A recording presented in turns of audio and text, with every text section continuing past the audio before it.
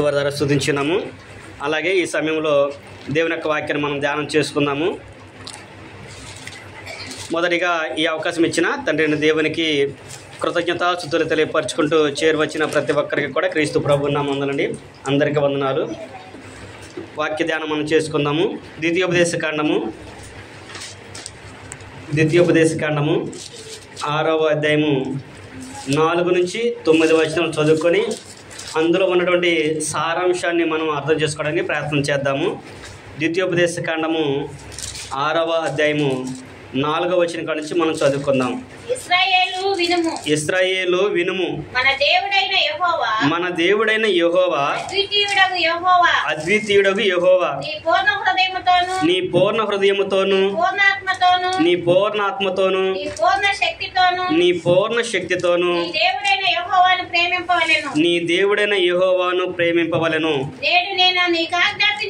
నేడు నేను నీకు ఆజ్ఞాపించు ఈ మాటలు నీ హృదయంలో ఉండవలెను. నీవు నీ కుమారులకు వాటిని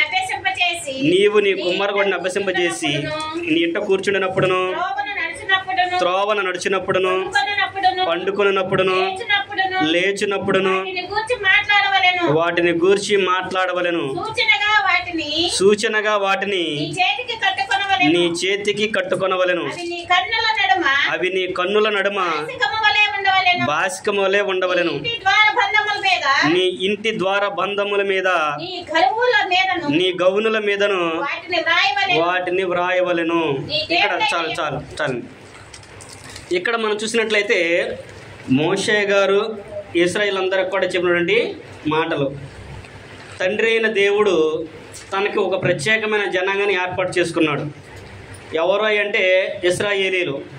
అబ్రహాము, ఇస్సాకు, యాకోబు యొక్క సంతానాన్ని దేవుడు ప్రత్యేకంగా ఏర్పాటు చేసుకొని యాకోబుని ఇశ్రాయేలుగా పిలిచి ఆయన 12 గోత్రాల వారిని ఆయన స్వాస్యంగా ఆయన చేసుకున్నాడు. ఏదైతే దేవుడు అబ్రహాం గారికి నీ సంతానానికి ఇస్తానని వాగ్దానం చేశాడో ఆ వాగ్దాన భూమి అంటే కనాను దేశానికి రావడానికి ముందుగా ఇశ్రాయేలు అందరూ కూడా ఐగుప్తు దేశంలో బానిసలుగా 430 సంవత్సరాలు జీవించారు. వారు పెట్టిన మొర దేవుడు విని 430 సంవత్సరం తర్వాత వారి కొరకు ఒక నాయకుడిని దేవుడు ఏర్పాటు చేసి అంటే మోషే గారిని ఏర్పాటు చేసి ఆ ఐగుప్తుల నుండి వారందరిని కూడా విడిపించి కనాను దేశానికి తీసుకొచ్చే మార్గంలో సేనాయి కొండ మీద ఇశ్రాయేలులకి దేవుడు ఇచ్చినటువంటి ధర్మశాస్త్రం ఇది. అందుకే నా అంటున్నాడు, ఓ ఇశ్రాయేలు వినుము అని అంటాడు. ఇశ్రాయేలు వినుము, ఇనుము అనే మాట అంటే ఇశ్రాయేలు వినుము అనే మాట మనం ఆలోచిస్తే ఎవరికి చెప్పినట్లు ఈ మాటలో అంటే దేవుని ప్రజల నుండి ఇశ్రాయేలుకైనా చెప్తున్నాడు. మాట్లాడిన వ్యక్తి ఎవరు? మోషే గారు. ఇచ్చిన ఎవరి? దేవుని యొక్క ఆజ్ఞలు. ఏమని తెలియపరుస్తున్నాడు అని మనం ఆలోచన చేసినట్లయితే నీ దేవుడైన యెహోవా అద్వితీయుడగు యెహోవా అనే విషయం తెలియపరుస్తూ ఆయనను ఎలా పూజించాలి, ఎలా ప్రేమించాలి, ఎలా కనపరచాలనే విషయాన్ని జ్ఞాపకం చేస్తున్నాడు. అంటే నీ పూర్ణ హృదయముతోను, నీ పూర్ణ ఆత్మతోను, నీ పూర్ణ శక్తితో దేవుడైన యెహోవాను ప్రేమించాలి. అంటే మనం ఏదైతే పని చేయాలనుకున్నామో దాన్ని నీ పూర్ణ మనసు దాన్ని చేయాలి, నీ పూర్ణ హృదయం దాన్ని జరిగించాలి. అందుకని ఇక్కడ మోషే గారు కూడా ఇశ్రాయేలులకి తెలియపరచడం ఏం చేయాలంటే నీ పూర్ణ హృదయముతో, నీ పూర్ణ ఆత్మతో, నీ పూర్ణ మనసుతో ఏం చేయాలంటే నీ దేవుడైన యెహోవాను ప్రేమింపవలెను అనే విషయాన్ని తెలియపరిచిన తర్వాత ఆయన చెప్పిన విషయం మనం జ్ఞాపకం చేసుకోవాలి. ఏం చేయాలంట? ఆయన దేవుడు అయిన యెహోవాను మనము పూర్ణ హృదయంతో ప్రేమించాలి. అంటే ప్రతి వ్యక్తి కూడా ప్రేమింపబద్ధుడై ఉన్నాడు. ఎవరిని అంటే దేవుణ్ణి ప్రేమించాలి. ఎలాగ ప్రేమించాలి అంటే నీ పూర్ణ హృదయంతో ప్రేమించాలి. దేవుడు మనల్ని ప్రేమించి ఈ లోకానికి క్రీస్తు ప్రభువారిని పంపించాడు. అందుకనే యేసుక్రీస్తు ప్రభువారు కూడా మత్తయి సువార్తలో ఇదే విషయాన్ని జ్ఞాపకం చేశాడు. ఆయన పరిసయ్యుల యొక్క నోరు మూయించడనే విషయాన్ని శాస్త్రులు విని వాళ్ళు ఏం చేశారంటే సద్దుకాయలు అనే వాళ్ళు యేసుక్రీస్తు ప్రభువుని శోధించడానికి ఒక ధర్మశాస్త్రోపదేశకుడు ఆయన ఒక ప్రశ్న వేశాడు. ధర్మశాస్త్రంలో ముఖ్యమైన ఆజ్ఞ ఏంటి అని అడిగాడు ఆయన్ని. ఏది అని అడిగినప్పుడు ప్రభువు యేసుక్రీస్తు వారు ఏమని చెప్తున్నాడు? మత్తయి సువార్త 22వ అధ్యాయము 37వ వచనం నుంచి కనుక మనం చదువుకుంటే అక్కడ ప్రభువారు మాట్లాడిన సందర్భాన్ని మనం జ్ఞాపకం చేసుకుందాము. మత్తయి సువార్త 22వ అధ్యాయము 37వ వచనం కాడ నుంచి. అందుకు ఆయన నీ పూర్ణ హృదయముతోను, నీ పూర్ణ ఆత్మతోను, నీ పూర్ణ మనసుతోను నీ దేవుడైన ప్రభువును ప్రేమింపవలనది ఇది ముఖ్యమైనది మొదటిదినైన ఆజ్ఞ. నిన్ను వలె నీ పొరుగు వారిని ప్రేమింపవలను రెండవ ఆజ్ఞ దాని వంటితే. ఈ రెండు ఆజ్ఞలు ధర్మశాస్త్రం అంతటికి ప్రవక్తలకును ఆధారమై ఉన్నవని అతనితో చెప్పాను. ఏం చెప్తున్నాడు ఆయన? దేవుణ్ణి ఎలా చెయ్యాలి, ఎలా పూజించాలంటే ఆయన్ని ప్రేమించేవాడిగా మనము చేయాలి. పూర్ణ హృదయంతో ఆయన్ని ప్రేమించాలి. ఇది ముఖ్యమైనది, మొదటిదైన ఆజ్ఞ. మనము ఏమి చేయాలి అనే దాని గురించి ఆలోచించినప్పుడు ఈరోజు మనం నేర్చుకోబోయే పాఠ్యాంశం పేరు దేవుణ్ణి ప్రేమించినట్లు నేర్చుకొనుట, నేర్పించుట. ఏంటంటే దేవుణ్ణి ప్రేమించినట్లు మనం నేర్చుకోవాలి, మన పిల్లలకి నేర్పించాలి. అదే విషయాన్ని మోషే గారు అక్కడ ఇశ్రాయేలీయులకి తెలియపరచాడు. ఏమన్నాడు? నీ పూర్ణ హృదయంతో, నీ పూర్ణ మనసుతో, నీ పూర్ణ ఆత్మతో నీ దేవుణ్ణి ప్రేమింపాలను. ఇది నీవు అభ్యసింపజేసుకొని నీవు నీ కుమారులకు దాన్ని నేర్పించాలి. నీవేం చేయాలంట? నీ కుమారులకు నేర్పించాలి అనే విషయాన్ని చెబుతున్నాడు. దేవుడు ప్రేమస్వరూపి, దేవుడు ప్రేమ అయి ఉన్నాడు. ఆయన ద్వారా వచ్చిన కుమారులు కూడా ప్రేమగా ఉండాలనేది దేవుని యొక్క కోరిక. అందుకని యేసుక్రీస్తు ప్రభువారు కూడా అంటాడు, మీరు నన్ను ప్రేమించినట్లయితే నా ఆజ్ఞలను గైకొందురు. యోహాను సువార్త 14వ అధ్యాయము 15వ వచనంలో అదే విషయాన్ని ప్రభువారు జ్ఞాపకం చేస్తాడు. మీరు నన్ను ప్రేమించినట్లా నా ఆజ్ఞలను గైకొందురు అనే విషయాన్ని చెప్పాడు. ఎలాగైతే దేవుడు ప్రభువారు తండ్రి యొక్క ఆజ్ఞలు గైకొని ఆయన ప్రేమించాడో, అలాగే ఆయన్ని వెంబడించేటువంటి మనము కూడా ఏం చేయాలంటాడంటే ఆయన ఆజ్ఞలను గైకొనాలి. ఆయన ఆజ్ఞలు ఏంటంట? ఆయనను మనం ఏం చేయాలంటే పూర్ణ హృదయంతో, పూర్ణ మనసు ఆయన్ని ప్రేమించాలి. ఆయన్ని ప్రేమించడమే ముఖ్యమైనది, మొదటి ఆజ్ఞ. ధర్మశాస్త్రం అంతటికి ప్రవక్తలకు కూడా అది ఆధారమైంది. నువ్వు ఎంత ప్రయాసపడినా, ఎంత ప్రేమించినా కానీ నువ్వు దేవుడు కోరిన ప్రేమను కానీ నువ్వు ప్రేమించకపోతే దేవుడు కూడా దాన్ని యాక్సెప్ట్ చేయడు అనే విషయాన్ని అక్కడ ఆయన జ్ఞాపకం చేయడం అనేది మనము చూడగలం. అందుకనే మనము కూడా ప్రతి విషయంలో కూడా ఏంటంటే దేవుణ్ణి ప్రేమించే వారిగా ఉండాలి. మనం ప్రేమించడమే కాదు కానీ మనము మన పిల్లలకు దాన్ని నేర్పించాలి అనే విషయాన్ని ఇక్కడ మోషే గారి ద్వారా మనకి జ్ఞాపకం చేస్తున్నాడు. ఎందుకు ఈ విషయాన్ని జ్ఞాపకం చేశాడు అంటే, ఆయన ఐగుప్తులో నుంచి ఇశ్రాయేలీయులందరూ కూడా నడిపించినప్పుడు ఆయన గొప్ప గొప్ప కార్యాలు వాళ్ళ మధ్య చేశాడు. ఇశ్రాయేలీయుల మధ్య గొప్ప కార్యాలు చేశాడు. ఐగుప్తులో 10 తెగుళ్ళ ద్వారా దేవుడు వారిని కనానికి తీసుకొచ్చాడు. 10 తెగుళ్ళు ఆయన అక్కడ చేయించాడు. ఆ 10 తెగుళ్ళు వాళ్ళు చూశారు. తర్వాత అన్నిటికంటే ప్రాముఖ్యమైనది ఎర్ర సముద్రాన్ని 2 పాయలుగా చేసి వారిని నడిపించాడు.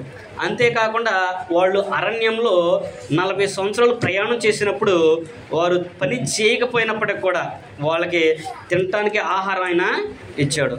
వాళ్ళు అక్కడ మనం చదువుకుంటే ఉంటుంది, వాళ్ళు ఆ 40 సంవత్సరాలు నడిచినప్పుడు వాళ్ళ చెప్పులు తెగిపోలేదు, వారు వేసుకున్న బట్టలు పాతకెళ్ళలేదు, మాసిపోలేదు. మరి అంత గొప్పగా దేవుడు వారిని పోషించాడు.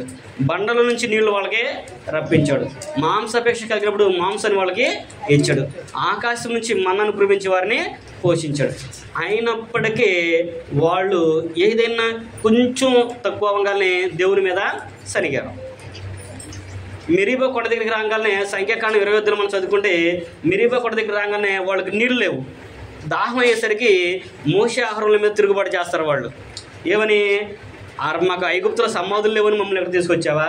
దేవుని జనాంగాన్ని చంపడానికి నువ్వు ఇక్కడ తీసుకొచ్చావా మమ్మల్ని?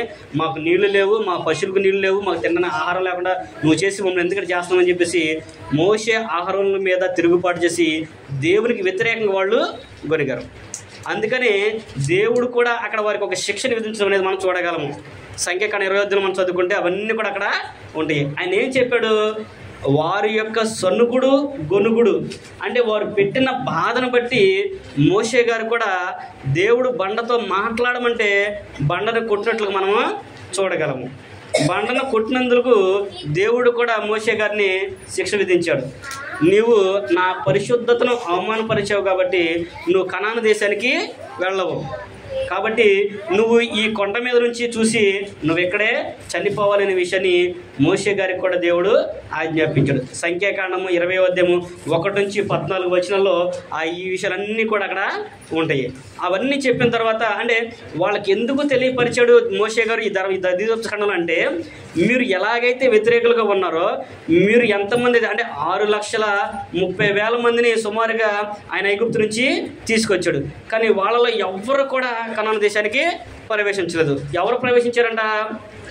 యెహోషువ, కాలేబు తప్ప ఇంకెవ్వరు కూడా దాంట్లోనికి ప్రవేశించారని చెప్పాడు. ఎందుకంటే వారి యొక్క అవిధేయతను బట్టి వాళ్ళు ప్రవేశించాలని చెప్పాడు. అయితే మీరు ఎవరినైతే ఎన్నిక చేయట్లేదో, మీరు ఎవరినైతే తృణీకరిస్తున్నారో మీ పిల్లలకి నేను ఆ దేశాన్ని ఇస్తాను అన్నాడు. అందుకనే మోషే గారు ఈ యొక్క ధర్మశాస్త్రాన్ని అంటే దేవుడు చెప్పిన మాటల్ని మరలా ఇస్రాయేలందరూ కూడా నేర్పిస్తున్నాడు. ఓ ఇశ్రాయేలు వినుము అని అందుకనైనా అన్నది. మీ దేవుడు అద్వితీయ దేవుడైన యెహోవా మీకు ఆజ్ఞాపించింది ఏంటంటే, మీరు మీ పూర్ణ మనసుతో మీ పూర్ణాత్మని సేవించడం అంటే కాకుండా దాన్ని మీరు అభ్యసింప చేసుకొని మీరు మీ కుమారులకును కుమార్తెలకు వాటిని నేర్పించండి. మొదటగా ఏం చేయాలంటే వాటిని మనం అభ్యసింప చేసుకోవాలి. అంటే ముందుగా మనము నేర్చుకోవాలి. మనం నేర్చుకుంటే మన పిల్లలకి నేర్పించగలము. ఇప్పుడు తండ్రి ఉన్నాడు అనుకోండి, తండ్రి ఏ పని అయితే చేస్తాడో కుమారుడు అదే పని చేస్తాడు. యెహెజ్కేలు గ్రంథంలో కూడా యెహెజ్కేలు గ్రంథకర్త అంటాడు 18వ అధ్యాయంలో, తల్లి ఎట్టిదో బిడ్డయు అట్టిదే అంటాడు. అంటే తల్లి ఏ పని అయితే చేస్తుందో పిల్లలు కూడా అదే పని చేస్తారు. ఇప్పుడు తల్లి ఇంటి పని అంతా చేసుకున్న తర్వాత టీవీ పెట్టుకొని కూర్చొని అనుకోండి, వాళ్ళు కూడా టీవీ చూస్తూనే కూర్చుంటారు. లేదు ఆమె పనులన్నీ ముగించుకొని చక్కగా మోకరించి ప్రార్థన చేస్తుంది అనుకో, వాళ్ళు కూడా మోకరించి ప్రార్థన చేస్తారు. నువ్వు పాటలు పాడుకుంటే వాళ్ళు కూడా వచ్చి కూర్చొని పాడతారు. అలా కాకుండా మనం ఏదైతే మాట్లాడుతున్నామో మనం అనుకుంటాం కానీ మన పిల్లలకు తెలియదని అవన్నీ కూడా వాళ్ళకి తెలుసు. అందుకనే సామెతల గ్రంథకర్త అంటాడు, బాలుడికి స్వాభావికనే బుద్ధి పుట్టిందంట. బాల్యదినంలో వారికి స్వాభావికమైన బుద్ధి పుట్టింది, వ్యతిరేకమైన బుద్ధి అనేది పుట్టింది. అంటే మనం ఏం చేయాలి? ఇప్పుడు మోషే గారు చెప్పినట్లుగా దేవుణ్ణి ప్రేమించడం మనం నేర్చుకోవాలి ముందు. ఇప్పుడు దేవుడు ఎవరు? ఆయన దేవుడు ఎవరు అంటే సృష్టికర్త, మనల్ని అందరినీ పోషించేవాడు, మనల్ని అందరినీ నడిపించేవాడు. మరి ఆయన మనం ప్రేమించామనుకోండి, అప్పుడు మన పిల్లలు కూడా దేవుణ్ణి ప్రేమిస్తారు. మనమే ప్రేమించకపోతే మన పిల్లలు ఎలా ప్రేమిస్తారు? మన పిల్లలు ప్రేమించరు. ఉదాహరణకి మనం ఏది చేస్తే పిల్లలు అదే చేస్తారనడానికి ఆది కాండంలో మనం చూస్తే అబ్రహాం గారికి శారా కాకుండా ఇంకొక శారా ఏం చేసింది? తన దాసినిచ్చి వివాహం చేసింది. తన దాసికి ఏమైంది? ఆమె గర్భం ధరించింది. గర్భం ధరించినప్పుడు తన యజమానులు దానికి ఎలా ఉందంట? నీచురాలుగా కనబడింది. అంటే ఏం చేసింది ఆమె? నీకు దేవుడు పిల్లల్ని ఇవ్వలేదు, నాకు ఇచ్చాడు, నువ్వు గొడ్రాలు దానివని ఆమెను ఎగతాళి చేసింది. అది ఆమె ఎప్పుడైతే ఎగతాళి చేస్తూ నేర్చుకుందో, ఈ సమూయేలు పుట్టినప్పుడు కూడా ఆమెను బట్టి ఆయన ఫాలో అయ్యాడు. ఆమెలాగానే ప్రతి ఒక్కరిని కూడా ఎగతాళి చేయటము నేర్చుకున్నాడు. అది నేర్చుకొని శారా ఇస్సాకును కన్న తర్వాత వారిద్దరూ ఒక రోజున ఆడుకుంటూ ఉన్నప్పుడు ఇస్మాయిల్ ఏం చేశాడు? ఇస్సాకుని హేళన చేశాడు. ఏమని? ముసల్దానికి పుట్టిన కొడక అనే విషయాన్ని మనం ఆది కాండం మనం చదువుకుంటే 18వ అధ్యాయం నుంచి మనం చదువుకుంటే అవన్నీ కూడా అక్కడ ఉంటాయి. అంటే ఇస్మాయిలు శారా ఎలాగైతే వారిని హేళన చేసిందో, ఎలాగైతే ఎదుటివారి మీద నిందలు వేసిందో, కుమారుడు కూడా అదే నేర్చుకున్నాడు. ఇప్పుడు దాని ద్వారా ఫలితం ఏంటి? ఫలితం ఏం జరిగింది? ఇప్పుడు ఎప్పుడైతే ఇస్మాయిలు ఇస్సాకుని హేళన చేయటము శారా విందో, ఆ దాసి కుమారుని ఇక్కడి నుంచి పంపించాయి. స్వతంత్రాల కుమారుతో వాడు వారసుడు ఉండడానికి నేను ఒప్పుకోను అని చెప్పేసి శారా అన్నప్పుడు అబ్రహాము బాధపడినప్పుడు కూడా ఏం చేశాడు? పంపించేశాడు. అంటే ఇప్పుడు ఎవరి నష్టం జరిగింది అంటే, మనం ఏ పని అయితే చేస్తామో మన పిల్లలు కూడా అదే చేస్తారు. అదే ఇక్కడ మోషే గారు కూడా చెప్పాడు, నీవు అభ్యసింపజేసుకొని నీ కుమారులకు వాటిని నేర్పించు. నువ్వు ఎప్పుడైతే నేర్పిస్తావు, నువ్వు నేర్చుకుంటావో అప్పుడు నీ కుమారులు నీ కుమార్తెలు కూడా వాటిని నేర్చుకుంటారు అనే విషయాన్ని అక్కడ ఆయన చెబుతున్నాడు. అందుకని మనము ప్రతి ఒక్కరిని కూడా ప్రేమించడం అనేది ముందు మనం నేర్చుకోవాలి. మన ఇంట్లో వాళ్ళని ప్రేమించాలి, మన ఇరుగు పొరుగు వారిని ప్రేమించాలి, మన బయటి వారిని మనం ప్రేమించాలి. చివరాఖరికి మన శత్రువులను కూడా మనము ప్రేమించాలి అనేది దేవుని యొక్క వాక్యం మనకి తెలియపరుస్తుంది. నువ్వు ఎప్పుడైతే దేవుని యొక్క ఆజ్ఞలకు, దేవుని యొక్క మాటలకు లోబడతావో అప్పుడు నీ శత్రువును కూడా ప్రేమిస్తావో అప్పుడు ఆయన కూడా నిన్ను ప్రేమించడం అనేది ప్రారంభిస్తాడు. యోహాను రాసిన మొదటి పత్రిక కనుక మనం చదువుకున్నట్లయితే, యోహాను రాసిన మొదటి పత్రిక 5వ అధ్యాయము 3వ వచనం కనుక మనం చదువుకుంటే, మనము ఆయన ఆజ్ఞలు గైకొండియే దేవుని ప్రేమించుట అంటాడు. ఏంటంట? యోహాను రాసిన మొదటి పత్రిక 5వ అధ్యాయము 3వ వచనం కనుక మనం చదువుకుంటే అక్కడ ఆయన ఏమంటున్నాడంటే, మనమైన ఆజ్ఞలు గైకొండియే దేవుని ప్రేమించుట, ఆయన ఆజ్ఞలు భారమైనవి కావు. అంటే దేవుని ఆజ్ఞలు భారమైనయా? ప్రేమించడం భారమా? మనం ప్రేమించడం భారమా? అందుకనే అక్కడ యోహాను గారు అన్నాడు, దేవుని ఆజ్ఞలు భారమైనవి కాదు కనుక దాన్ని మనము అన్వయించుకోవాలి, మనం నేర్చుకోవాలి అనేది ఆయన చెప్తున్నాడు. యేసుక్రీస్తు ప్రభు వారు కూడా మత్తయి సువార్త 11వ అధ్యాయం 29 చదువుకున్నట్లయితే, సమస్త భారం మోసుకుని పోచిన జనులారా నా యొద్దకు రండి, నా కాడి తేలిక, నా భారము సులువు అనే విషయాన్ని ప్రభు వారు కూడా జ్ఞాపకం చేస్తారు. నేను మీకు విశ్రాంతిని కలగజేస్తాను. ఎప్పుడు విశ్రాంతిని కలగజేస్తానన్నాడు ఆయన? ఎప్పుడైతే నువ్వు ఆయన ఆజ్ఞలను అనుసరించి ఆయన చెప్పినట్లుగా ఆయన మాటలకు నువ్వు లోబడతావో అప్పుడు ఆయన కూడా నిన్ను ప్రేమిస్తాడు, నీకు ఆయన విశ్రాంతిని కలగజేస్తాడు అనే విషయాన్ని కూడా అక్కడ ఆయన మనకి తెలియపరుస్తాడు. అందుకని మనము ప్రేమింపబద్ధులమయ్యి ఉన్నాము. నువ్వు ఏదైతే చేస్తావో దానికి నువ్వు దాసుడు అవుతావు. నువ్వు ప్రేమించావనుకో ప్రేమను పొందుకుంటావు, నువ్వు వ్యతిరేకించావనుకో వ్యతిరేకతనే పొందుకుంటావు. ఇది నేను చెప్పట్లేదు, ఇది కూడా గ్రంథమే మనకి తెలియపరుస్తుంది. అపోస్తులైన పౌలు గారు రోమిలకు రాసిన పత్రిక 6వ అధ్యాయం కనుక మనం చదువుకున్నట్లయితే, అపోస్తులైన పౌలు గారు రోమిలకు రాసిన పత్రికలో 6వ అధ్యాయంలో చూసినట్లయితే 17వ వచనం నుంచి మనం చదువుకుంటే పౌలు గారు ఒక విషయాన్ని జ్ఞాపకం చేస్తున్నాడు.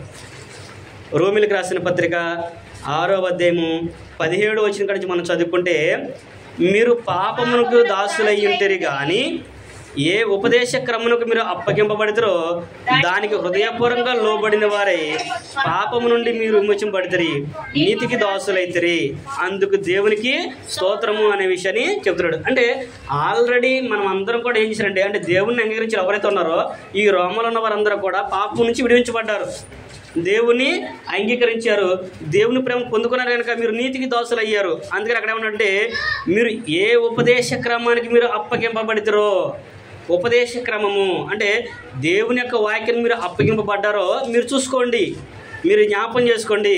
మీరు నీతికి అప్పగింపబడ్డారా లేదా దుర్నీతికి అప్పగింపబడ్డారా? మీరు ఆలోచించేయండి. మీరు నీతికి అప్పగించబడ్డారు కాబట్టి మీరు నీతికి దాసులయ్యారు. అదే విషయాన్ని జ్ఞాపకం చేస్తున్నాడు. అందుకని మనం ఏ పని అయితే చేస్తామో అదే మనకే వస్తుంది. మన దేవుని ప్రేమించామనుకోండి, మన పిల్లలు కూడా మనం చెప్పకుండా దేవుణ్ణి ప్రేమిస్తారు, అలాగే పిల్లలు కూడా మనల్ని ప్రేమిస్తారు.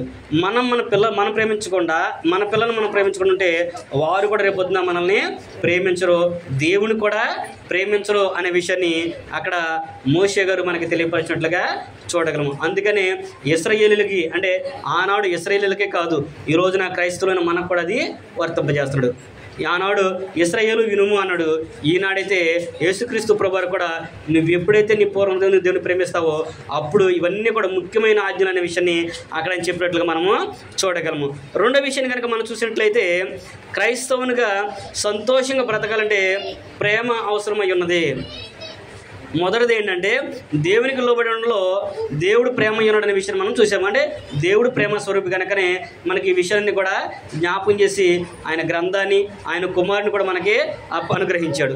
ఇప్పుడు క్రైస్తవునిగా క్రొత్త నిబంధన ప్రకారము క్రైస్తవులుగా మనము సంతోషంగా బ్రతకాలి అంటే ప్రేమ మనకి చాలా ప్రాముఖ్యమైనది.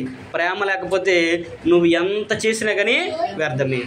అందుకనే అపోస్తలుడైన పౌలు గారు కొరింథీయులకు రాసిన మొదటి పత్రిక 13వ అధ్యాయం 1 నుంచి 13 నుండి మొత్తం ప్రేమ గురించి చెప్తాడు. ఆయన అదంతా కూడా ప్రేమ గురించి చెబుతాడు. ప్రేమ లేకపోతే నేను కాల్చడానికి నా శరీరం అప్పగించినా సరే ఉపయోగం లేదు అంటాడు. ప్రేమ లేకపోతే నువ్వు ఎంత ఇచ్చినా కానీ వ్యర్థమే అనే విషయాన్ని అక్కడ కొరింథీ పత్రికలో పౌలు గారు జ్ఞాపకం చేస్తాడు. అలాగే యోహాను గారు కూడా యేసుక్రీస్తు ప్రభు యొక్క శిష్యుడు, ఆయన ప్రియమైన శిష్యుడు. ఆయన యోహాను సువార్త రాశాడు. అలాగే యోహాను రాసిన మొదటి పత్రిక, రెండో పత్రిక, 3 పత్రికలు కూడా ఆయనే రాశాడు. ఆయన ప్రేమ గురించే రాశాడు. ఆయన అచ్చంగా ఆ 3 పత్రికలు మనం చదువుకుంటే ప్రేమ ఎంత విలువైనదో, ప్రేమ ఎంత ప్రాముఖ్యమైనదో ఆయన చెబుతాడు. అందుకనే యోహాను రాసిన మొదటి పత్రికలో కూడా 4వ అధ్యాయం 18వ వచనంలో ఆయన అంటాడు, 4వ అధ్యాయము 18వ వచనంలో ప్రేమలో భయం ఉండదు అనే విషయం చెప్తాడు. ఏముండదంట? ప్రేమలో భయం ఉండదు అనే విషయాన్ని జ్ఞాపకం చేస్తూ ఉన్నాడు. అంటే దేనికి భయపడతారు? ఇప్పుడు పిల్లలు ఉన్నారనుకోండి, చీకట్లో వాళ్ళు ఉండగలరా? చీకట్లో వాళ్ళు ఉండరు. ఎప్పుడు ధైర్యంగా ఉంటారు వాళ్ళు? తల్లిదండ్రులుగా మనం పక్కన ఉన్నాం అనుకోండి, తండ్రిగా తల్లి ఉన్నాం అనుకోండి, వారికి భయం ఉండదు. మరి అలాగే క్రైస్తవులమైన మనం కూడా ఈ రోజున ప్రతి వ్యక్తి కూడా భయపడుతున్నాడు. అంటే దేనికి భయపడుతున్నాడు? భయం ఉంటుందా? దేవుని ప్రేమించిన వాడికి ఎవరికైనా భయం ఉంటుందా? యోహాను రాసిన మొదటి పత్రిక 4వ అధ్యాయము 18వ వచనం కనుక మనం చదువుకుంటే ప్రేమలో భయం ఉండదు, అంతేకాదు పరిపూర్ణ ప్రేమ భయమును వెళ్ళగొట్టును, భయము దండనతో కూడినది, భయపడేవాడు కాదు. అంటే భయపడేవాడు ఎవరంట? ప్రేమ యందు పరిపూర్ణ చేయబడిన వాడు కాడు. ఈ రోజున ప్రతి వ్యక్తి కూడా భయపడుతున్నాడు. దేని కొరకు? ఆరోగ్యం కొరకు, ఆహారం కొరకు, కుటుంబం కొరకు ప్రతి వ్యక్తి కూడా భయపడుతున్నాడు. దేనికి భయపడతాడు? నేను చనిపోతే నా పిల్లల పరిస్థితి ఏంటి, నాకేదనైతే నా కుటుంబ భవిష్యత్తు ఏంటి అని ప్రతి వ్యక్తి కూడా భయపడుతూ ఉంటాడు. ప్రతి వ్యక్తి కూడా భయపడి తన కుటుంబం కొరకు, తన భార్య కొరకు, తన బిడ్డల కొరకు, తన భర్త కొరకు వారు ఎంతో ప్రయాసపడడం మనం చూస్తాము. కానీ ఇక్కడ యోహాను గారు అన్నాడు, ప్రేమలో భయం ఉండదు అన్నాడు. భయపడేవాడు ప్రేమందు పరిపూర్ణం చేయబడిన వాడు కాడు. దేవుణ్ణి ప్రేమించేవాడు ఎవరో? ఈ ప్రేమ అంటే దేవుని ప్రేమించేవాడికి భయం ఉండదు. ఎందుకు? ఈ లోకాన్ని పుట్టించింది ఆయన, మనల్ని పుట్టించింది ఆయన, మనల్ని పోషించేది ఆయన. మరి అలాంటప్పుడు మన కుటుంబం గురించి మనం భయపడాల్సిన అవసరం ఏంటి? అందుకనే అపోస్తులందరూ కూడా, అంటే ఆదిమ సంఘం అంతా కూడా దేవుని ప్రేమించారు కాబట్టి వారు దేని కొరకు కూడా భయపడలేదు. అపోస్తులు మనం చూసినట్లయితే అపోస్తులుగా 2వ అధ్యాయం మనం చదువుకుంటే వాళ్ళందరూ కూడా తమ తమ చరాస్తులను అమ్మి అపోస్తుల పాదం మీద పెట్టారని చెప్పి అంటాడు. అంటే ధనం కొరకు వాళ్ళు భయపడలేదు, వారి కుటుంబం కొరకు వాళ్ళు భయపడలా, మా పిల్లల భవిష్యత్తు ఏంటని వాళ్ళు భయపడలా. మరి ఈ రోజున నీవు నేను భయపడుతున్నావా? భయపడట్లేదా? నేను పిల్లలకి ఏమి సంపాదించాలి, నా కుటుంబానికి ఏమి ఏర్పాటు చేయాలి, నా పిల్లల కొరకు ఏది ఏర్పాటు చేయాలనే ఆలోచనతో ఉండి చివరాఖరికి దేవుని కూడా విడిచిపెట్టేస్తున్నారు. ఈరోజున ఎంతమంది దేవునికి భయపడుతున్నారు? దేవునికి భయపడితే దేవుని ప్రేమ ఏది? సహోదరులు ప్రేమించమన్నాడు, నీ శత్రువుల కొరకు నువ్వు ప్రార్థన చేయని చెప్పి అన్నాడు, నీ ఇరుగు పొరుగు పట్ల మరి ప్రేమ కలిగి ఉండాలని చెప్పన్నాడు. ఎక్కడుంది ప్రేమ? నిన్ను వలె నీ పొరుగు వారిని ప్రేమించమన్నాడు. మరి ఏది మనకు ప్రేమ? మరి మనకు ప్రేమ లేనప్పుడు మరి దేవుడు మనల్ని ఎలాగ ప్రేమిస్తాడు? ఆయన మనల్ని ప్రేమించాడు కాబట్టి ఈ రోజున దేవుణ్ణి ఎవరైతే యథార్థంగా దేవుని మీద ఆధారపడి దేవుని భయభక్తి కలిగి జీవిస్తారో ఈ రోజున ఎవరు కూడా నేను సంపాదించుకోవాలి లేదా నేను ఏదైనా చేయాలనే ఆలోచన ఎప్పుడు కూడా కలిగి ఉండరు. ఎదుటి వారిని సంతోషపడాలనే ఆలోచన ఉండదు. దేవుణ్ణి మాత్రమే సంతోషపడాలనే ఆలోచన ధైర్యంతో ప్రతి ఒక్క వ్యక్తి కూడా జీవిస్తారు. అందుకని ప్రేమలో భయం ఉండదు. భయపడేవాడు ప్రేమ ఎందుకు పరిపూర్ణం చేయబడిన వాడు కాదు.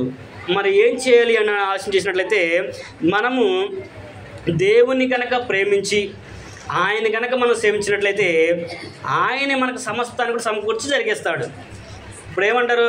ఓకే, నువ్వు చెప్పింది బాగానుందయ్యా, దేవుని ప్రేమిస్తాము, దేవుని రాజ్యాన్ని మేము లోబడతాము, మరి మా భార్య పిల్లల సంగతి ఏంటి, మా భర్త పరిస్థితి ఏంటి, మా కుటుంబ పరిస్థితి ఏంటి అని అడుగుతూ ఉంటారు. మనకేం కావాలో మన తండ్రికి తెలియదా?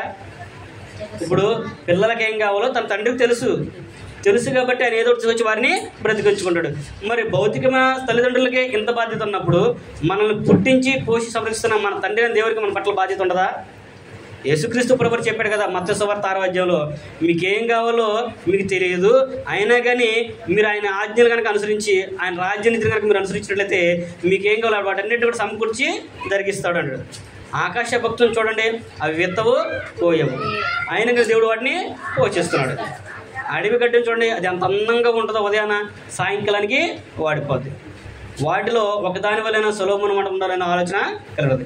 మరి మీరు వాటికంటే శ్రేష్ఠులు కదా, వాటికంటే అనేకమైన పిచ్చుకల కంటే గడ్డల కంటే మనం శ్రేష్ఠులం కదా, దేవుని పోలిక స్వరూపం కదా, మరి దేవుడు మనల్ని ప్రేమించరా, మనల్ని పోషించరా అనేది అక్కడ ఆయన జ్ఞాపకిస్తాడు. అందుకని మనం ప్రేమింపబద్ధులమయ్యి ఉన్నాము. ఈ రోజున నువ్వు నీ ఉద్యోగాన్ని ప్రేమించినా, నీ భార్యను ప్రేమించినా, నీ బిడ్డలను ప్రేమించినా, నీ అన్నదమ్ములను ప్రేమించినా, నువ్వు ఎవరిని ప్రేమించినా కానీ నీ పిల్లలు కూడా అదే పని చేస్తారు. కానీ వారి ద్వారా ఎవరికి ప్రయోజనం అనేది ఉండదు. కానీ నువ్వు ఎప్పుడైతే నువ్వు దేవుని ప్రేమించడం నేర్చుకుంటావో, నువ్వు దేవుని ప్రేమిస్తావో, అప్పుడు నీ పిల్లలు కూడా దేవుని ప్రేమిస్తారు. దేవుని ప్రేమించినప్పుడు దేవుడు మనకి ఏది కావాలో వాటన్నిటిని కూడా సమకూర్చి జరిగిస్తాడు. రోమీయులకు రాసిన పత్రిక 8వ అధ్యాయము 28వ వచనంలో అదే విషయాన్ని అక్కడ పౌలు గారు మనకి తెలియపరుస్తున్నాడు.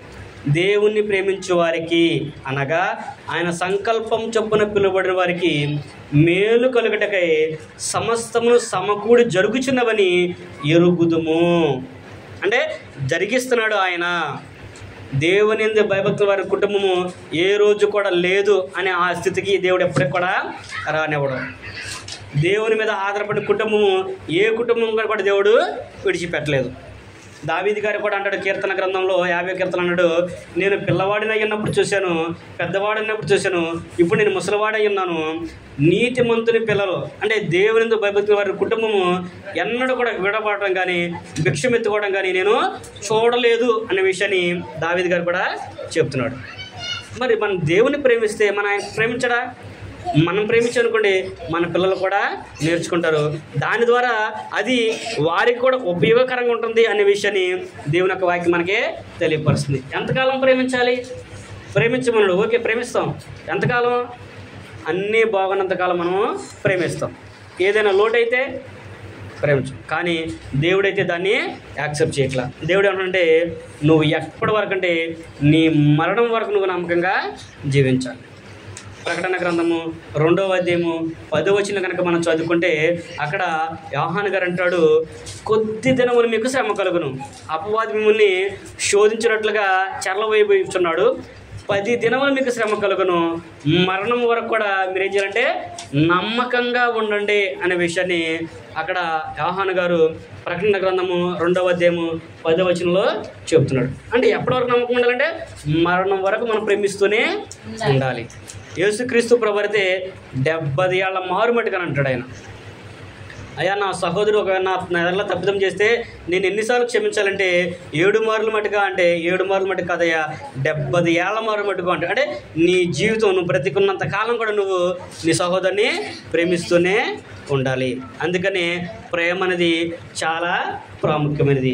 అందుకే మనం కూడా ఏంటంటే దేవుణ్ణి ప్రేమించడం మనం నేర్చుకోవాలి, మన పిల్లలకు నేర్పించాలి. మొదటిగా మన జీవితంలో, మన కుటుంబంలో, మన బ్రతుకులో మొదటి స్థానము దేవునికి ఇవ్వాలి. నువ్వు ఎప్పుడైతే నీ మొదటి స్థానాన్ని దేవుడికి ఇస్తావో దేవుడు కూడా నా కుమారుడు నా కుమార్తె నాకు మొదటి స్థానం ఇచ్చారు కాబట్టి వారికి నేనేం కావాలో వాటిని చెయ్యాలి. నీకు ఒక చక్కని మార్గానైనా ఏర్పాటు చేస్తాడు. దేవుణ్ణి నమ్ముకున్నంత మాత్రాన, దేవుని భక్తి కలిగినంత మాత్రాన ఒక్కసారి రాత్రి కోటేశ్వరులు కానీ లేకపోతే ఏం లోటు లేని వారిగా ఆయన చేయడు. క్రమక్రమముగా నిదానంగా తన జీవితాన్ని దేవుడు నెమ్మదిగా సుఖంగా బ్రతికేట్లైనా చేస్తాడు. అదే విషయం ఇసాకు విషయంలో నెరవేరుద్ది. అబ్రహాం కుమారుడైన ఇసాకు విషయంలో మనము చూడగలము. 23వ అధ్యాయం మనం చదువుకుంటే ఇసాకు ఆ దేశం ముందు ఉన్నవాడే ఆ సంవత్సరం పంట వేసినప్పుడు నూరంతా పంటను ఆయన పొందుకున్నాడు. ఫిలిప్తీలందరూ కూడా ఆయన చూసి అసూయపడ్డారంట. అసలు ఆ భూమి పంటే పండదో అలాంటిది ఇసాకు పంట వేస్తే ఎలా పండింది అనేసి వాళ్ళందరూ కూడా అసూయపడినప్పుడు ఇది అబ్రహాం కుమారుడు అయిన వాగ్దానికి వారసుడు అని చెప్పేసి వాళ్ళందరూ కూడా తెలుసుకొని ఇసాకు దగ్గరికి వచ్చి వాళ్ళందరూ కూడా ఇసాకుతో సంధి చేసుకున్నట్లుగా మనము చూడగలం.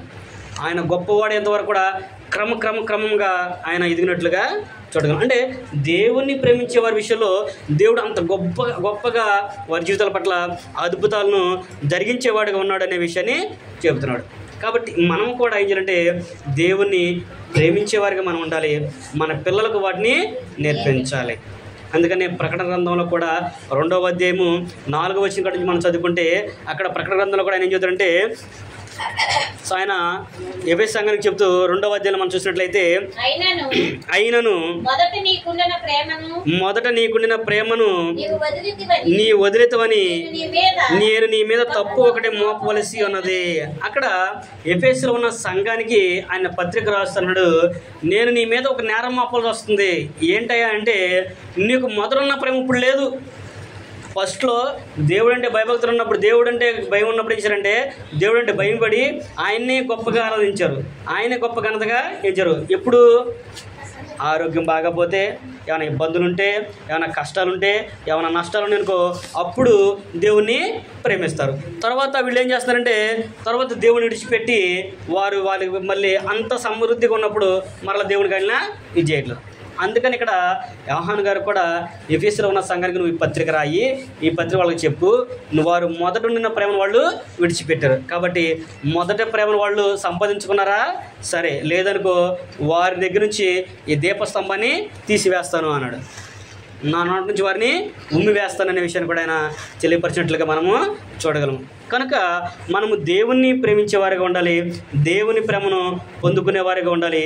దేవుని ప్రేమించేవాడు ఎప్పుడు కూడా భయపడడు, దేనికి కూడా భయపడడు. అపోస్తులందరూ కూడా అదే విషయాన్ని చెప్పాడు. ఆదిమ సంఘం అంతా కూడా అదే విషయాన్ని కలిగిన వారు ఎప్పుడు ఎవరు కూడా భయపడదు, దేనికి కూడా భయపడలేదు. అలాగే ఈ రోజున మనం కూడా దేవునికి భయపడాలని నేర్చుకుని మన పిల్లలకు నేర్పించామనుకో, దేవుడికి మనకి మన కుటుంబానికి చక్కని మార్గాన్ని ఏర్పాటు చేస్తారనే విషయాన్ని కూడా తెలియపరుస్తుంది. అలాగే 3వ విషయం మనం చూసినట్టయితే, మనమేం చేయాలంటే, మనము మన పిల్లలకు ప్రేమించడం నేర్పించాలి. ఏం చేయాలంట, ఒక సందర్భంలో మనం ఇందాటి వరకు చూసామంటే, మనం ప్రేమిస్తే మన పిల్లలు ప్రేమిస్తారు, అలాగే మనం ఏది చేస్తే మన పిల్లలు అదే చేస్తారు. అలాగే 3దంటే, ముందు మనమే మన పిల్లలకి ప్రేమించడం అనేది నేర్పించాలి. ఏం చేయాలంట, మనలో ఉన్న ప్రేమ వారు తెలుసుకునేటట్లుగా మనం వారి మధ్య ప్రవర్తించాలి. పిల్లల మధ్య మనం ప్రేమని వ్యక్తపరచాలి. ఇప్పుడు 2 కుమారులు అనుకోండి, ఒక తల్లికి ఒకరిని ప్రేమిస్తారు, ఒకరిని ద్వేషిస్తారు. కానీ దేవుడైతే అలాగా చెప్పట్లా, నువ్వు ప్రేమను సంపూర్ణంగా వాళ్ళకి నేర్పించు. ఇప్పుడు ఇస్సాకు అనే యాకోబు విషయంలో ఇస్సాకు శారా అదే చేశారు. ఇస్సాకు రెబ్బకి ఏం చేశారు, ఇస్సాకును ఏసావు అంటే ఇష్టము, రెబ్బకాకు యాకోబు అంటే ఇష్టము. దాని ద్వారా ఆ ప్రేమ ద్వారా ఏం జరిగింది, వాళ్ళిద్దరు అన్నదమ్ములు కూడా విరిగిపోవడానికి కారణమయ్యింది. రెబ్బక ఏసావుని యాకోబుని ప్రేమించింది బాగా. యాకోబు కొరకు ఏం చేసింది, ఆయన నున్నవాడు, ఎర్రనివాడు, తల్లి దగ్గర ఉండి వంటంతా నేర్చుకుని చక్క తల్లికి తోడుగా ఉండేవాడు. ఒక రోజున తండ్రి ఆశీర్వదించాలని కోరుకున్నాడు. నేను మరణానికి వెళ్తున్నాను కాబట్టి నేను చావకు ముందు నేను దీవిస్తానని చెప్పేసి ఏసావుకి చెప్పిన మాటల్ని రెబ్బక విని యాకోబుని పిలిచింది. నువ్వు వెళ్ళయ్యా అని చెప్పేసి అంది. అమ్మో, నేను వెళ్తే ఆశీర్వాదానికి బదులు శాపం తెచ్చుకుంటానంటే ఆ శాపం ఏదో నా మీదకి వచ్చింది, నువ్వు వెళ్ళని చెప్పింది. అలాగే ఆశీర్వాదం పొందుకున్నాడు. కానీ అన్నదమ్ములు ఇద్దరు కూడా విడిపోయారు. దానికి కారణం ఎవరు, తల్లి. అంటే ప్రేమలో కూడా వ్యత్యాసాన్ని తల్లిదండ్రులు చూపిస్తారు. కానీ మనం అలా ఉండకూడదు. దేవుని పిల్లలుగా, క్రైస్తవులుగా మనం అలా ఉండకూడదు. ఇప్పుడు 3 పిల్లలు ఉన్నప్పుడు, నేను బయట నుంచి వచ్చినప్పుడు పిల్లలు పరిగెత్తకుండా వస్తారు, ఏదో తెచ్చినని ఆలోచించి వస్తారు. వచ్చినప్పుడు నేనేం చేయాలి, వాళ్ళకి వచ్చాడు కాబట్టి కరుణ పాలన లేదా సుసనాన్ని పిలిచి, ఇదిగో అన్నయ్యకి అక్క కనపడి నువ్వు వెళ్ళి దాచుకుని తినమ్మంటే ఎప్పుడు వచ్చినా కానీ అలా తీసుకెళ్ళిపోయి తింటది. అదే నువ్వు ఒక్కదాని వచ్చేవంటి వాళ్ళిద్దరేరని అనుకో, వాళ్ళిద్దరిని కూడా పిలుచుకొచ్చి ఇదిగో 3 కూర్చొని తినన్నప్పుడు వాళ్ళు 3 కూడా కూర్చొని తింటారు. రెండోసారి నేను ఇప్పుడు వచ్చినప్పుడు, అబ్బో మా నాన్న పప్పలు తెచ్చి నా ఒక్కదానికి ఇవ్వడం, అక్కనే అన్న ఎక్కడ ఎత్తుకొచ్చుకోవాలని చెప్పేసి ఎత్తుకొచ్చుకుంటుంది. అంటే మనం చేసేదాన్ని బట్టే మన పిల్లలకు ఇది కూడా ఉంటుంది. మన పిల్లల్ని మనం సరిగ్గా పెంచకపోతే రేపొద్దున దేవుడు కూడా మనల్ని లెక్కడుగుతాడు. అందుకని ఇక్కడ అన్నాడు, మోషే గారు అన్నాడు ఇశ్రాయేలులందరూ కూడా, ఇశ్రాయేలు వినుము, నీవు దీన్ని అభ్యసింపజేసుకొని నీ కుమారులకు నీ కుమార్తెలకు నేర్పించు. ఎలా ఉండాలి అంటే, అవి నువ్వు నడిచినప్పుడు, త్రోవలో నడిచేటప్పుడు, నువ్వు పడుకున్నప్పుడు, నీ ఇంట కూర్చున్నప్పుడు, నువ్వు ఎదుటి వారితో మాట్లాడేటప్పుడు కూడా అవన్నీ నీ హృదయంలో ఉండాలి.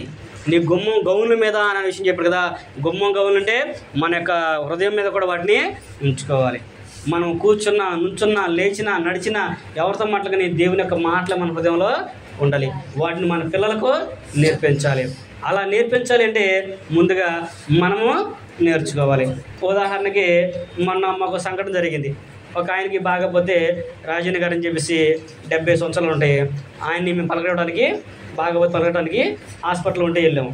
ఆయన దగ్గరికి వెళ్తే వాస్తవానికి ఎవరికైనా ఆరోగ్యం బాగాలేదు వెళ్ళామనుకోండి, ఏం చెప్తారు? నాకు ఇలా బాగాలేదు, ఇది తిన్నాను, అందుకనే జరిగింది, నేను నా గురించి ప్రార్థన చేయండి అని చెప్పి అంటారు. కానీ అసలు ఆయన ఏం మాట్లాడాల. దేవుడు చాలా గొప్పవాడయ్యా, అందుకనే ఆయన సేవకుల్ని నిలబెట్టుకుంటున్నాడు.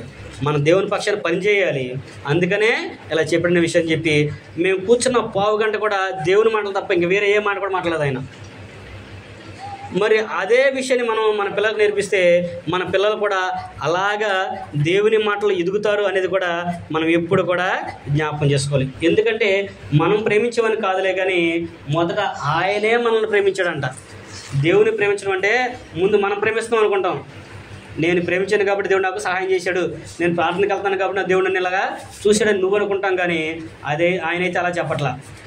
ఆయనే మనల్ని ప్రేమించాడు కాబట్టి మనము ఆయన్ని ప్రేమించబద్దులమై ఉన్నాము, ప్రేమిస్తున్నాం అనే విషయాన్ని యోహాను రాసిన మొదటి పత్రిక 4వ అధ్యాయము 11వ వచనంలో యోహాను గారు చెప్తున్నాడు. ఆయనే మనల్ని ప్రేమించాడు కాబట్టి మనము ప్రేమింపబద్దులమై ఉన్నాము అనేది ఆయన మనకి తెలియపరుస్తుంది. కనుక మనము కూడా ప్రేమించేవారిగా ఉండాలి, ప్రేమను పొందుకునేవారిగా ఉండాలి. ఆ ప్రేమను మన పిల్లలకి మనము నేర్పించి వాటిని మన జీవితంలో అన్వయించుకోవడమే కాకుండా వారికి నేర్పించినట్లయితే వారు కూడా ధన్యులు అవుతారు అనేది కూడా చెబుతున్నాడు. అంతేకాకుండా 11వ వచనంలో ఏమంటాడు, ఇంకా నిన్ను వల్ల నీ పొరుగు వారిని కూడా ప్రేమించాలి. మీరు ఒకరినొకరు ప్రేమింపబద్దులై ఉన్నారు, ఒకరినొకరు ప్రేమించుకోవాలి. ప్రేమ లేకపోతే ఏదైనా సరే వ్యర్థము అనే విషయాన్ని చెబుతున్నాడు. గ్రంథంలో మనం చదువుకుంటే తల్లిదండ్రుల పట్ల ఒక కుమారుడు ఎలా ప్రేమ కలిగి ఉండాలో నేర్పిస్తున్నాడు, భార్యాభర్తలు ఎలా ప్రేమ కలిగి ఉండాలో నేర్పిస్తాడు, ఒక అత్త కోడల మధ్య ప్రేమ ఎలా ఉండాలో నేర్పిస్తున్నాడు, ఒక అన్నదమ్ముల మధ్య ఎలాంటి ప్రేమ ఉండాలో గ్రంథం మనకి తెలియపరుస్తుంది, ఒక మామ అల్లుల మధ్య ప్రేమ ఎలా ఉండాలో నేర్పిస్తుంది. అంటే దేవుని యొక్క వాక్యము అన్నిటికీ మూలం ఉంది, అన్నిటికీ సమాధానం ఉంది, అన్నిటికీ కూడా ఆన్సర్ దీంట్లో ఉంది. ఒక అత్త కోడల మధ్య ఎలాంటి ప్రేమ ఉండాలో రూతు గ్రంథం చదువుకుంటే మనకి తెలిసింది. అన్నదమ్ములు ఎలా ఉండాలి చూసినట్టయితే అబ్రహాం దగ్గర చూసిన తర్వాత అబ్రహాము తన అన్నదమ్ముడి అన్నకొడుకు నుంచి లోతును ప్రేమించిన విధానాన్ని మనకు అక్కడ జ్ఞాపకం చేస్తుంది. భార్యాభర్తల మధ్య ప్రేమని క్రొత్త నిబంధనలో పౌలు గారు మనకి జ్ఞాపకం చేస్తాడు. శారా యజమానుడు అని చెప్పేసి తన భర్తకి లోబడింది. రెబెకా ఇస్సాకు తను ఎక్కడికి వెళ్తే అక్కడికి వచ్చి అక్కడ జీవించినట్లుగా చూడగలం. అందుకనే ప్రేమ అనేది చాలా ప్రాముఖ్యమైనది. ప్రేమ లేకుండా నువ్వు ఏ పని చేసినా కానీ అది వ్యర్థము అనే విషయాన్ని దేవుని యొక్క వాక్యం కూడా మనకి తెలియపరుస్తుంది. కాబట్టి ప్రేమించేవారిగా మనం ఉండాలి, ప్రేమించబడేవారిగా మనం ఉండాలి, ప్రేమని మనం పంచేవారిగా కూడా ఉండాలి అనే విషయాన్ని అక్కడ ఆయన మనకి తెలియచేయటం అనేది గ్రంథం మనకి నేర్పిస్తుంది. కనుక మనము ఎప్పుడైతే దేవుణ్ణి ప్రేమించడం నేర్చుకుంటామో అప్పుడు పిల్లలకు కూడా మనల్ని బట్టి దేవుని ప్రేమించేవారిగా ఉంటారు. అలాగే దేవుడు కూడా అన్నాడు, ప్రేమ వారిని ఏం చేస్తుంటే క్రమపరిచిద్ది అనే విషయాన్ని కూడా జ్ఞాపకం చేస్తున్నాడు. హెబ్రీయులకు రాసిన పత్రిక మనం చూసినట్లయితే 12వ అధ్యాయం మనం చూసినట్లయితే హెబ్రీయులకు రాయబడిన పత్రిక 12వ అధ్యాయం మనం చూసినట్లయితే 6వ వచనము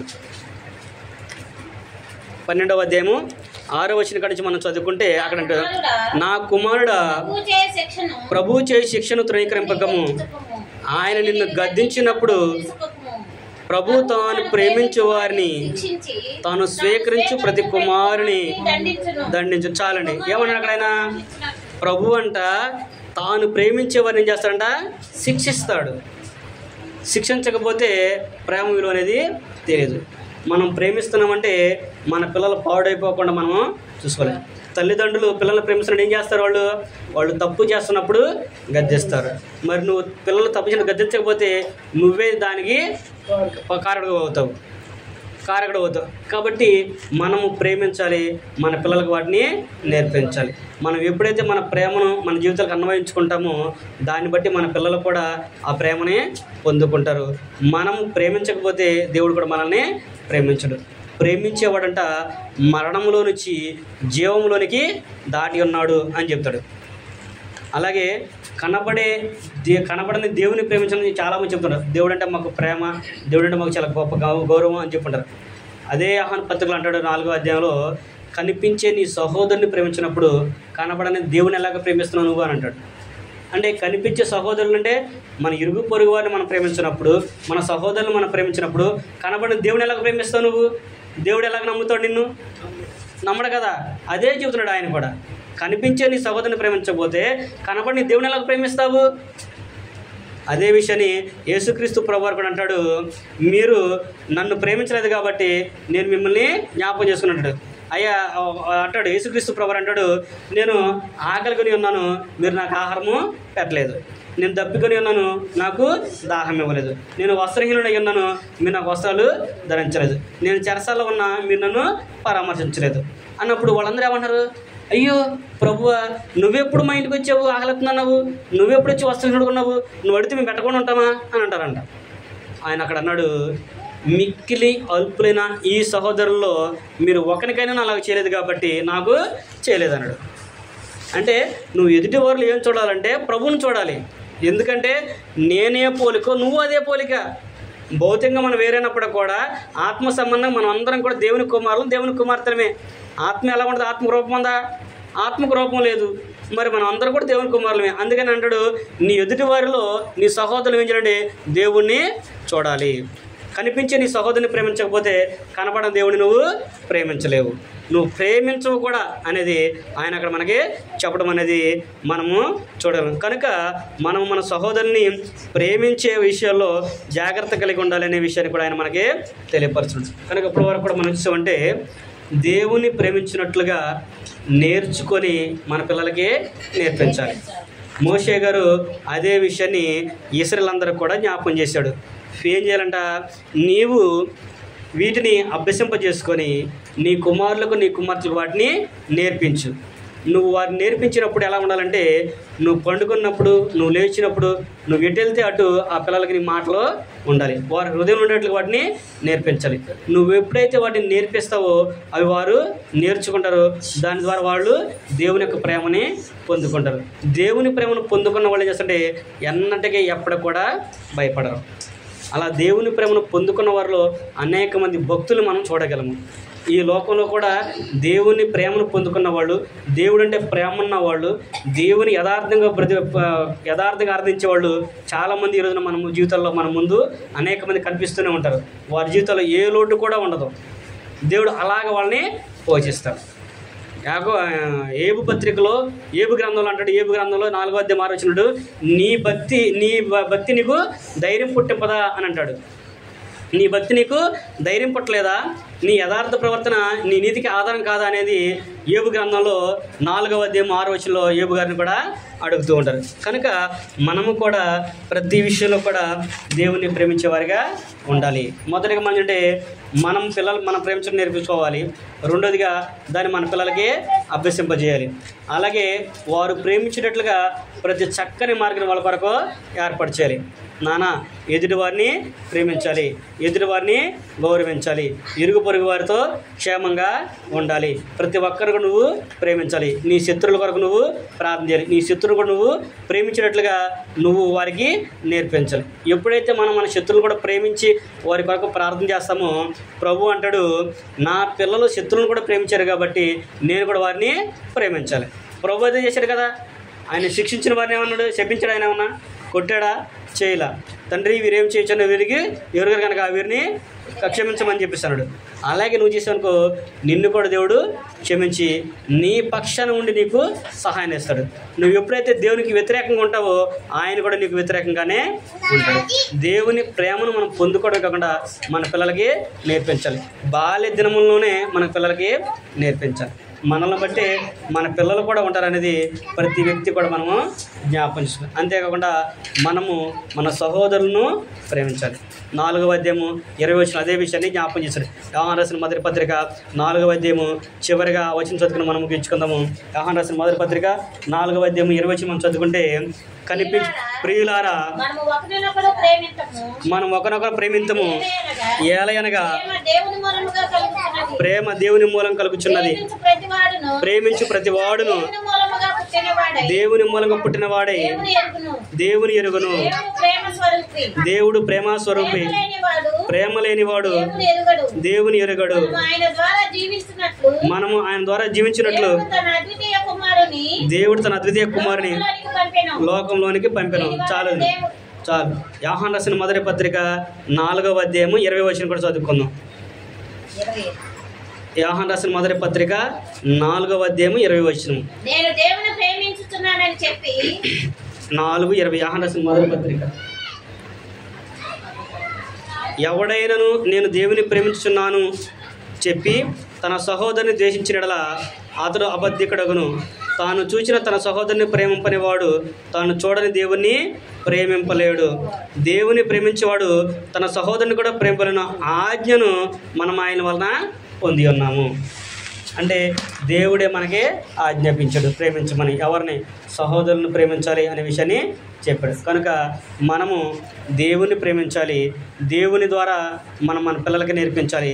మన పిల్లలు దేవుని ప్రేమను పొందుకోవాలి. ఆ ప్రేమను పొందుకున్నామనుకో మనకి భయం అనేది ఉండదు. అప్పుడు ప్రభువు ఏం చేస్తాడంటే మనల్ని అధికంగా హెచ్చిస్తాడు. ఎప్పుడైతే నువ్వు దేవుని ప్రేమించడం నేర్చుకుంటావో అప్పుడు నీ శత్రువులకు నువ్వు ప్రార్థన చేస్తావు. ఎవరైనా హింసించినా వారి కొరకు నువ్వు ప్రార్థన, అంటే నీ జీవితాన్ని తగ్గించుకుంటూ వస్తావు. నీ శత్రువుల కొరకు, ఇంటి ఇరుగు కొరకు తగ్గించుకొని ప్రార్థన చేస్తావు. అప్పుడు ప్రభువారు నిన్ను అధికంగా హెచ్చిస్తాడు. తను తగ్గించుకుని వాడు హెచ్చించబడును అనే విషయాన్ని జ్ఞాపించినట్లుగా దేవుడు కూడా మనల్ని హెచ్చిస్తాడు. కాబట్టి మనము దేవుణ్ణి ప్రేమించి ఆయన ఆజ్ఞలు గైకొని మన జీవితాలకు అన్వయించుకొని మనం మన పిల్లలకి నేర్పించాలి. మనం ఎప్పుడైతే మనం నేర్చుకొని మనం చేస్తూ ఉంటామో అప్పుడు మన పిల్లలు కూడా వాటిని నేర్చుకొని వాళ్ళు కూడా దేవునికి దగ్గరగా ఉంటారనే విషయాన్ని ప్రేమతో మీకు తెలియపరుస్తూ నాకు నేను తెలియపరచుకుంటూ ఈ మాటలతో ముగిస్తున్నాను. ఓపికను మీ అందరికి కూడా